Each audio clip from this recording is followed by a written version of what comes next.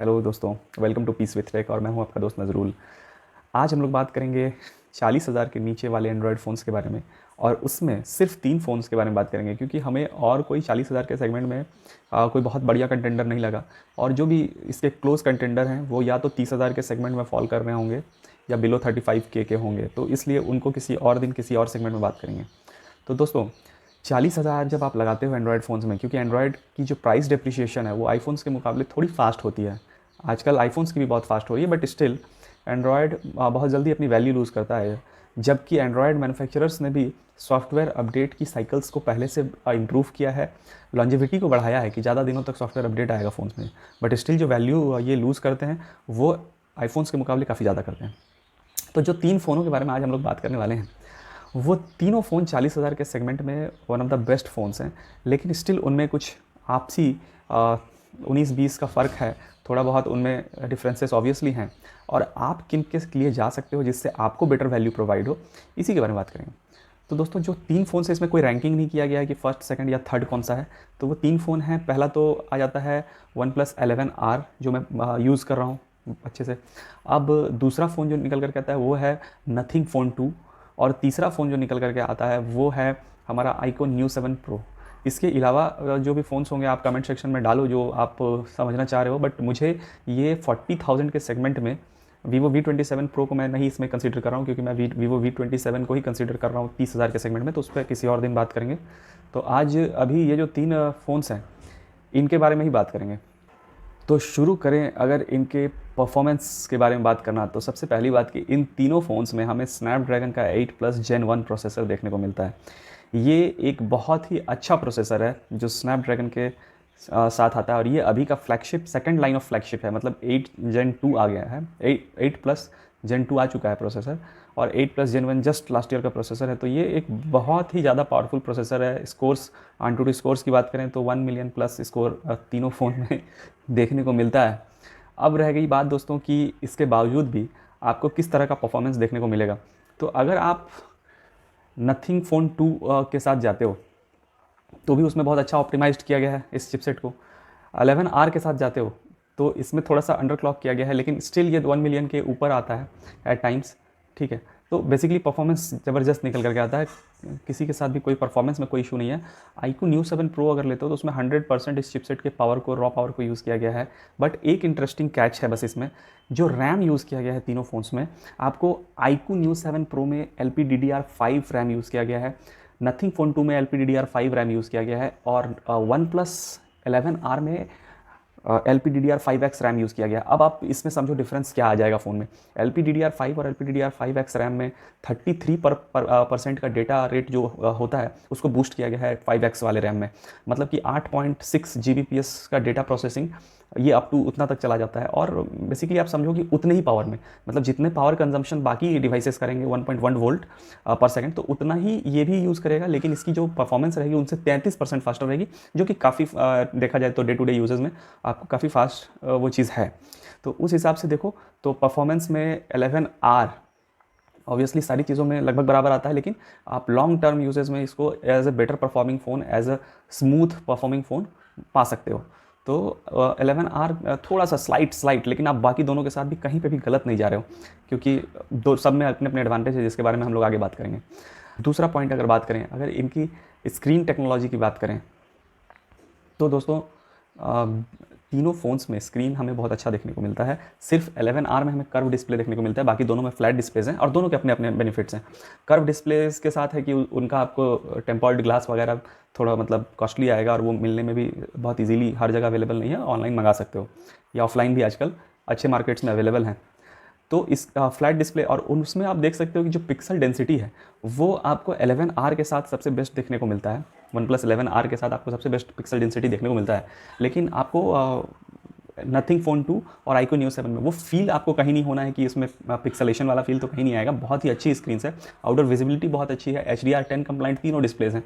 तो डिस्प्ले के एंगल से आप गलत नहीं जाओगे। बट स्लाइटली अगर आप देखोगे तो वो जिसको कर्व पसंद है और वो सब चीज़ें, पर्सनल प्रेफरेंस में जाओ तो मुझे दोनों ही डिस्प्लेज अच्छे लगते हैं। अभी मैं कर्व चला रहा हूँ, कर्व का भी अपना मज़ा है, तो वो आप उस तरह से देख सकते हो। लेकिन नथिंग फ़ोन 2 के साथ भी आप और iQOO Neo 7 Pro के साथ भी आप जा सकते हो, अगर आपको शेयर परफॉर्मेंस और ये बिल्ड और इसकी बात है तो बिल्ड में तीनों ही ग्लास सैंडविच डिज़ाइन के साथ आते हैं, बट ये प्लास्टिक फ्रेम है 11R में, बट ये मेटल फ्रेम है आपको नथिंग फ़ोन 2 और Neo 7 Pro में। तो उस हिसाब से बिल्ड वाइज आप देखो तो तीनों ही फ़ोन अच्छे हैं, क्योंकि इन हैंड फील जो है मतलब तीनों फ़ोन्स की, और इसकी खास करके 11R की मुझे थोड़ा ये स्लिम है, इसलिए मुझे ज़्यादा बेटर लगता है। 11R थोड़ा बड़ा डिवाइस है, लेकिन उसकी जो बिल्ड है वो क्लोज टू आईफोन्स, मतलब वो आप कह सकते हो। उसमें भी पीछे की इस बार नथिंग फ़ोन 2 हल्का कर्व किया गया ग्लास को, तो उससे भी इन हैंड फील जो है पहले के मुकाबले वो काफ़ी बेटर निकल करके आता है। इसके बाद कैमरा की बात करें तो कैमरा हमें नथिंग फ़ोन 2 में 2 कैमरा देखने को मिलता है, Neo 7 Pro में भी रियर में 2 कैमरा देखने को मिलता है, और OnePlus 11R में 3 कैमरा देखने को मिलता है। कैमरा क्वालिटी तीनों फ़ोन्स की ज़बरदस्त है, लेकिन आपको नथिंग फ़ोन 2 और नथिंग फ़ोन 2 के मेन कैमराज और अल्ट्रा वाइड कैमराज दोनों ही 50-50 मेगापिक्सल के मिलते हैं। तो कैमरा डिपार्टमेंट में नथिंग क्योंकि अपडेट्स पे भी काफ़ी काम कर रहा है, नथिंग फ़ोन 2 आपको बहुत स्लाइटली अबव लगेगा बाकी 2 फ़ोन से। उसके बाद 11R भी बहुत अच्छा ऑप्शन है, लेकिन इसमें सिर्फ इसके प्राइमरी कैमरा ज़्यादा बढ़िया है और फ्रंट कैमरा भी ठीक है, लेकिन जो अल्ट्रा वाइड कैमरा है वो एवरेज है, बहुत बढ़िया नहीं है, बहुत ख़राब नहीं है, एवरेज है, अच्छा है। 2 मेगापिक्सल का जो मैक्रो सेंसर है वो बेकार है, उसकी मतलब कोई यूसेज उस तरह से आप नहीं देख सकते हो।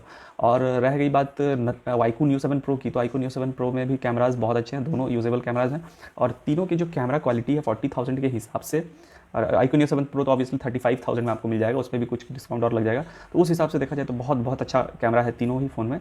और कैमरा के साथ अगर आप मतलब कुछ भी करना चाहते हो, चाहे वो ब्लॉगिंग करना चाहते हो, चाहे यूट्यूब में वीडियो शूट करना चाहते हो, चाहे normal day to day uses है आपके, तो ईदर और तीनों केसेस में कैमरा आपको तीनों फ़ोन्स में बहुत अच्छे मिलते हैं, चाहे वो बैक कैमरा हो चाहे वो फ्रंट कैमरा हो।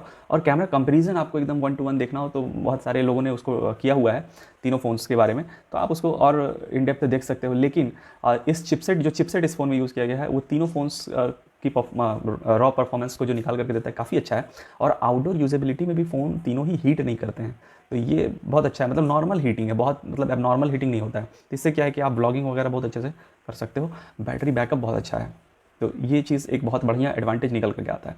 सॉफ्टवेयर अपडेट की बात करें तो नथिंग फ़ोन 2 में 3+4 ईयर्स, OnePlus 11R में 3+4 years, 3 years major update, 1 year extra security updates, और iQOO Neo 7 Pro में थोड़ा सा कम देखने को मिलता है, 2+3 ईयर्स का अपडेट देखने को मिलता है। तो उस हिसाब से आप देख सकते हो प्राइस उसकी थोड़ी सी कम भी है बाकी के मुकाबले। कनेक्टिविटी की बात करें तो दोस्तों यहाँ पे बाजी मार लेता है नथिंग फ़ोन 2, उसमें 19 5G बैंड्स हैं, और OnePlus 11R में 9 5G बैंड्स हैं, 9, और iQOO Neo 7 Pro में हमारे पास 8 5G बैंड्स हैं। तो समझने वाली बात है, उसमें 19 बहुत ज़्यादा ह्यूज डिफरेंस है दोनों में, लेकिन वो एक ग्लोबल फ़ोन कहीं ना कहीं अगर आप बहुत ट्रैवलिंग करते हो अब्रॉड भी, तब नथिंग फ़ोन 2 को आप कंसीडर कर सकते हो, क्योंकि उसमें 19 5G बैंड्स हैं। लेकिन इसमें जो 9 5G बैंड्स हैं, इंडिया में टोटल 5G बैंड्स अभी 12 सपोर्टेड हैं, जिसमें से जो मेजर बैंड्स हैं जिसको जियो और एयरटेल दोनों यूज़ कर रहे हैं वो 3 से 4 बैंड्स हैं, जो लगभग सारे फ़ोन्स में, इवन मिड रेंज या लो रेंज के बजट वाले फ़ोन्स भी जो हैं उसमें भी N78 बैंड हो गया या N258 बैंड हो गया, ये सारे बैंड्स हैं, और 2-3 हैं, तो वो सारे बैंड्स आजकल आपको सारे फ़ोन्स में लगभग मिल जाते हैं। तो इसमें आपको 9 5G बैंड्स मिलते हैं, इंडिया में 12 सपोर्टेड है, आपका 5G कनेक्शन सॉर्टेड है, और iQOO Neo 7 Pro में भी 8 मिलते हैं, तो उसमें भी आपको कोई इशू नहीं आने वाला है 5G कनेक्टिविटी के साथ। लेकिन अगर नथिंग फ़ोन 2 लेते हो तो वो इंडिया तो ठीक है, बाहर में भी आपको वो बहुत बढ़िया 5G परफॉर्मेंस निकाल करके देगा, और किसी भी केस में आप गलत नहीं जा सकते हो 5G कनेक्टिविटी के साथ। इसके बाद बैटरी और अगर चार्जिंग टेक्नोलॉजी की बात करें तो इसमें OnePlus 11R में हमें कोई भी वायरलेस चार्जिंग देखने को नहीं मिलता है, नथिंग फ़ोन 2 में हमें वायरलेस चार्जिंग देखने को मिलता है, iQOO Neo 7 Pro में भी हमें वायरलेस चार्जिंग देखने को नहीं मिलता है। लेकिन दोस्तों तीनों के जो चार्जर्स हैं वो काफ़ी फास्ट हैं, इसमें तो 100 वाट के 11R में 100 वाट का चार्जिंग आपको मिलता है, और वो आपको 15-20 मिनट में फ़ोन आपको डिसेंट चार्ज करके दे देगा। फुल चार्जिंग कंपनी क्लेम करती है 28 मिनट में, लेकिन आप मान के चलो कि आपको कभी भी बैटरी आप जीरो नहीं करोगे, 0 से 100 जाने की जरूरत नहीं पड़ेगी, क्योंकि बैटरी बैकअप इतना अच्छा है कि आपका वो जीरो जाएगा नहीं। ऑलरेडी एक दिन के यूजेस के बाद भी 30 से 38% आपका फ़ोन में बचा हुआ रहेगा बैटरी, तो उस हिसाब से देखो तो काफ़ी अच्छी चार्जिंग है। नथिंग फ़ोन 2 की बात करें 45 वाट का मैक्सिमम चार्जिंग सपोर्ट करता है, चार्जर अलग से लेना पड़ेगा, उस जगह पे iQOO और OnePlus बाजी मार जाता है, क्योंकि इनमें चार्जर इन द बॉक्स मिलता है। iQOO में भी फास्ट चार्जिंग सपोर्टेड है, और वो भी वीवो की तरफ से, क्योंकि iQOO वीवो का ही ब्रांड है, तो आप उस हिसाब से उसमें भी गलत नहीं जा सकते हो, चार्जिंग तीनों में सॉर्टेड है। तो दोस्तों जो 40 एक्सट्रीमली 40 के रेंज में लाइक कर रहे हैं लोग, वो OnePlus 11R और नथिंग फ़ोन 2 को ज़्यादा कंसीडर कर सकते हैं। जो गेमर्स हैं वो iQOO Neo 7 Pro की तरफ जा सकते हैं, क्योंकि उसमें एक एक्स्ट्रा गेमिंग चिप ऐड की गई है, बाकी अगर कस्टमर रेटिंग की बात करें तो तीनों फ़ोन्स की मैं कस्टमर रेटिंग स्क्रीन पे शेयर कर रहा हूँ आप लोगों के साथ, और आप देख सकते हो कि इन तीनों फ़ोन्स में मतलब iQOO Neo 7 Pro हो गया, या फिर 11R हो गया, या फिर आपका नथिंग फ़ोन 2 हो गया, इन तीनों के कस्टमर रेटिंग्स आप देख सकते हो।